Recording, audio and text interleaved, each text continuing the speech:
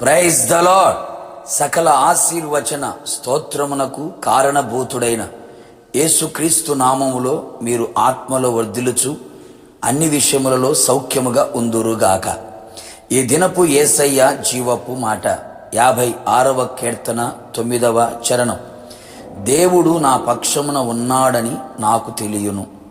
యేసు వైపు చూచుచు ఎదుట ఉంచబడిన పరుగు పందెములో ఓపికతో గురియద్దకు పరిగెత్తుచు బహుమానం పొందవలని ఆశతో ఆసక్తితో ఆయన మీద ఆధారపడి ఆనుకొని అన్ని వేళలా ఆయనను స్తుతించుచు ఈ ఆత్మీయ యాత్రలో కొనసాగుచున్న నా దేవుని ప్రజలారా, మనమందరము తెలుసుకొనవలసిన ఘనమైన గొప్ప కార్యము ఏదనగా ఆయన మన పక్షమున ఉన్నాడు అని. అందుకే భక్తుడు సెలవిచ్చి ఉన్నాడు, నేను మొరపెట్టు దినమున నా శత్రువులు వెనుకకు తిరుగుదురు. ఎందుకనగా ఆయన నా పక్షమున ఉన్నాడు అని నాకు తెలియను. నిజమే, దావీదు పక్షమున ఆయన నిలిచి ఉన్నాడు గనుకనే శత్రువులందరి మీద జయమును అనుగ్రహించి శత్రు వెనకంజ వేయునట్లుగా చేసెను.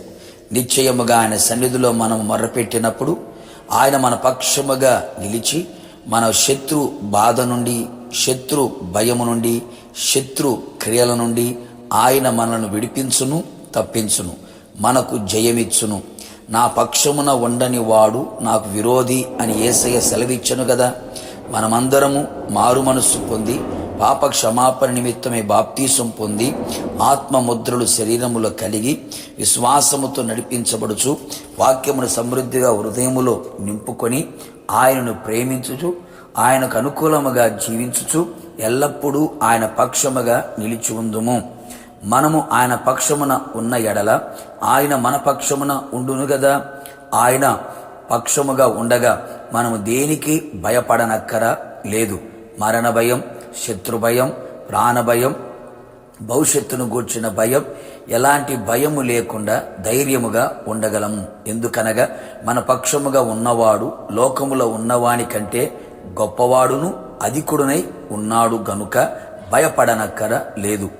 ఆయన మన పక్షం వహించి మనకు సహకారిగా ఉండును. నిజమే ప్రియులారా, ప్రతి విషయములో ఆయన మనకు సహాయము చేయును.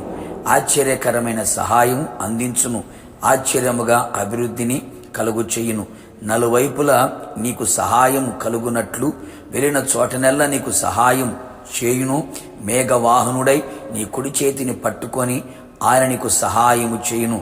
ఆయన సహాయము వలన అన్ని విషయములలో ఆశీర్వాదం, అభివృద్ధి, ఆనందం పొందెదవు. ఆయన మన పక్షముగా ఉండి మన కార్యములన్నీ, మన పనులన్నీ సఫలపరచును. ఏ విషయములో కూడా విఫలము చూడక సఫలము చూచున్నట్లు మన పక్షమున ఆయన ఉన్నాడు. ఆయన మన పక్షముగా ఉండి ఆయన మనలను బలపరచును. అవును ప్రియులారా, మనము కృంగిపోయినప్పుడు పలు రకాల పరిస్థితులు, శోధనలు, ఇరుకులు, ఇబ్బందులు, శ్రమలు, ప్రతికూలమైన పరిస్థితులు మన జీవితంలో ప్రవేశించినప్పుడు అన్ని విధములుగా ఆత్మీయంగా, శారీరకంగా, మానసికంగా కృంగినప్పుడు ఆయన మన పక్షమున ఉండి మనలను బలపరిచి లేవనెత్తును, బలవంతులుగా చేయును. ఈ విధముగా ఆయన మన పక్షముగా ఉండి ఇట్టి కార్యములన్నీ చేయును అని తెలుసుకొని ఆయన కొరకు జీవించి ఆయన రాకడలో ఆయన కొరకు ఎత్తబడి ఆయన ఎదుట నిలిచి ఉందుము గాక. ప్రార్థన.